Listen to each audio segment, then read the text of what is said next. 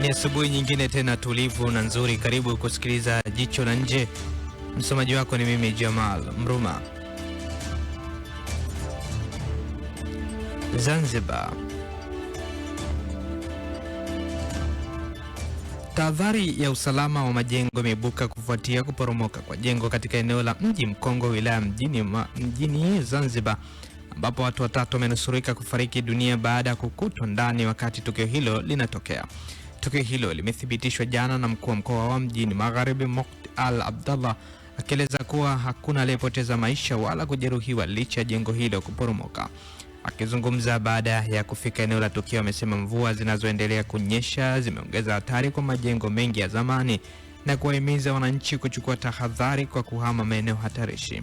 Kwa mujibu wa tathmini ya serikali, majengo 105 katika Mji Mkongwe yapo katika hali mbaya, huku 26 yakiwa hatarishi zaidi, na wakazi wake wakitakiwa kuhama mara moja ili kuepusha madhara.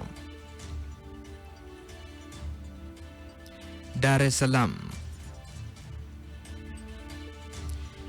Jumla ya watainiwa 148,334 wanatarajiwa kuanza mtihani ya kidato cha 6 na ualimu kuanzia leo Mei 4, 2026 Tanzania bara na Zanzibar. Kati ya watainiwa hao 133,655 ni wa kidato cha 6, ambapo 126,578 ni wale wa shule na 777 ni wa kujitegemea, huku 14,679 wakiwa wa ualimu. Akizungumza jana jijini Dar es Salaam, katibu mtendaji wa Baraza la Taifa la Mitihani NECTA Profesa Said Mohamed amesema maandalizi yote yamekamilika na vituo vyote viko salama kwa ajili ya mtihani huo. Amesema mitihani ya kidato cha 6 itafanyika leo katika shule 1068 na vituo 226 vya watainiwa wa kujitegemea na inatarajiwa kukamilika Mei 25, 2026. Mwanza. Serikali imeendelea kuimarisha huduma za afya nchini kwa kuongeza upatikanaji wa dawa muhimu hadi kufikia wastani wa 73% kufikia Februari 2026, hatua inayochochea uboreshaji wa huduma kwa wananchi. Akizungumza jijini Mwanza jana, Waziri wa Afya Mohamed Mchengerwa amesema mafanikio hayo yametokana na maboresho ya mifumo ya usambazaji na usimamizi wa dawa, akisisitiza umuhimu wa uwajibikaji na ushirikiano ili kudumisha hatua hiyo. Aidha, ameeleza kuwa serikali inaendelea kuwekeza katika sekta ya afya kwa lengo la kupunguza vifo vya wakina mama wajawazito kupitia uboreshaji wa miundombinu ya afya, upatikanaji wa vifaa tiba na kuimarisha rasilimali watu. Hatua hizo zinaendelea kuimarisha utoaji wa huduma bora za afya nchini, huku serikali ikiahidi kuendeleza maboresho ili kufikia viwango vya juu zaidi vya huduma kwa wananchi. Unaendelea kusikiza Jicho la Nje kutoka hapa Big City Breakfast, na hivi sasa ni habari za kimataifa.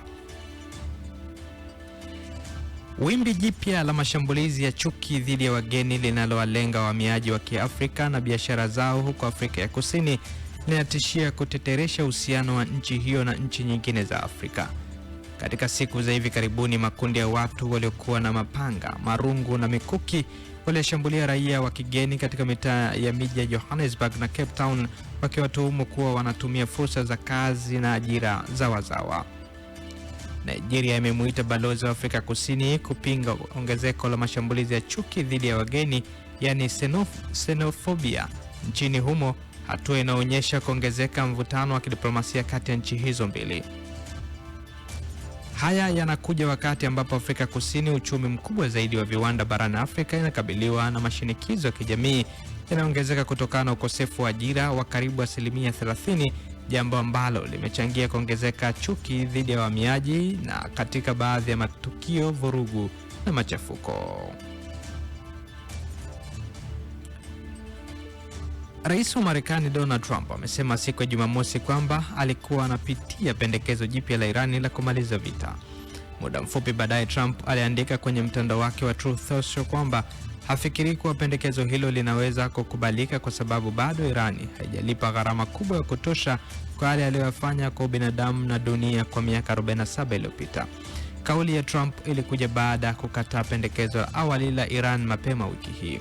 Iran ilisema Jumamosi kwamba ni juu ya utawala wa Trump kuamua kama utafuata suluhisho la mazungumzo au kurejea katika vita vya wazi. Na maelfu ya waandamanaji wamekusanyika katika jimbo la Manipur nchini India kuadhimisha miaka mitatu tangu kuzuka kwa ghasia za kikabila Mei 2023 kati ya jamii ya Meitei walio wengi na Kukzo walio wachache. Migogoro hiyo inachochewa na mvutano wa umiliki wa ardhi na madaraka ya kisiasa imesababisha vifo vya takriban watu 260 na kuwalazimu zaidi ya watu 60,000 kuyahama makazi yao. Waandamanaji wameeleza hitaji la haki, amani na suluhisho la kudumu, wakisisitiza umuhimu wa serikali kuchukua hatua madhubuti kumaliza mgogoro huo unaendelea kuathiri maisha ya maelfu ya wananchi. Hali ya usalama katika eneo hilo bado ni tete, huku juhudi za kurejesha utulivu na maridhiano zikiendelea chini ya uangalizi wa mamlaka za serikali. Na huo ndo mwisho wa jicho la nje kutoka hapa Big City Breakfast, na hivi punde tu ni Sports Countdown. Mimi ni Jamal Mruma. Hii ni Mjini FM, kwetu ni kwako. Jicho la nje.